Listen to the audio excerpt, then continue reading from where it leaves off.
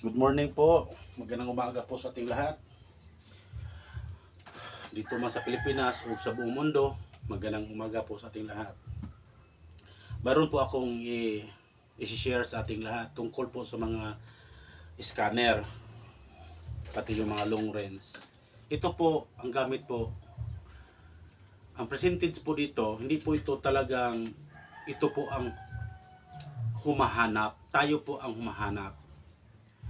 Ang ibig ko pong sabihin, kailangan marunong tayo po magdidikot. Marunong tayo magbasa, yung mga guhit ng mga bato. Dahil alam po natin, yung mga kayamanan na baon po dito, hindi po grade 1. Hindi po mga tao nga hindi nila alam. Ang totoo lang, mga engineer po yon. Alam po natin yon, mga engineer po yon, mga Japanese Imperial Army engineer.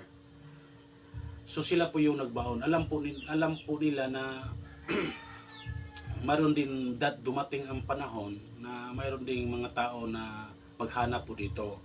So hindi po biro ang treasure hunter. Hindi po biro ang magte-treasure.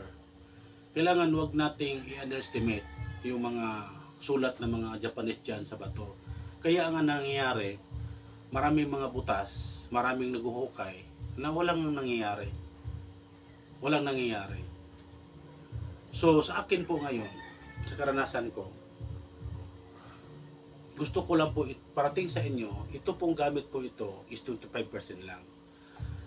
Para malaman natin may laman yung area, kahit anong gamit ha, 3D scanner man, or Maria, yung mga mayroong mga laptop, mayroong monitor, hanapin natin yung north. Bakit po? Kasi magnetic north, ibig sabihin, doon muna siya magpipick up. Kasi pag hindi mo hanapin yung north, saan kayo mag-i-scan, hindi niyo alam, yung tinuturo pala niya, yung iniikot niya north. So walang kwenta. Kasi yung tinuturo niya north.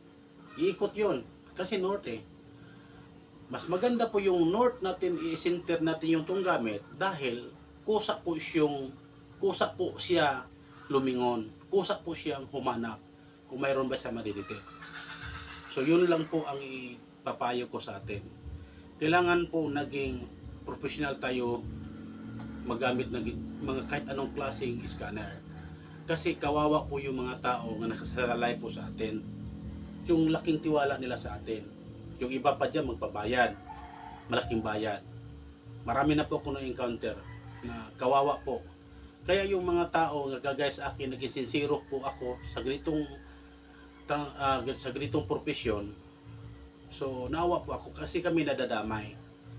Kasi yung iba dyan, ginagawang scam yung pag-i-scan nila. Kahit walang laman, sabihin na mayroong laman. Kaya yung mga tao, gusto maka-income, gusto makabawi sa mga losses, gastos na gastos. Pag total, wala. So kami po, madadamay. So gusto ko lang po iparating sa atin, ito sa atin is talagang yung itong tinuturo ko, kusang loob talaga na malaman din natin sa lahat na magte-treasure. Ito magandang bukasi po ito. Basta marunong ka lang maggumamit po dito. Mahanap po itong bagay, kung ano po yung bagay hahanapin po. Makita po ninyo. Number 1, marunong po kayo magdikon. Marunong po kayo magbasa ng kumpas. Yung pinaka malaga, marunong po kayo magdikod, marunong kayo magbasa ng kumpas, at saka marunong po kayo dito gumamit.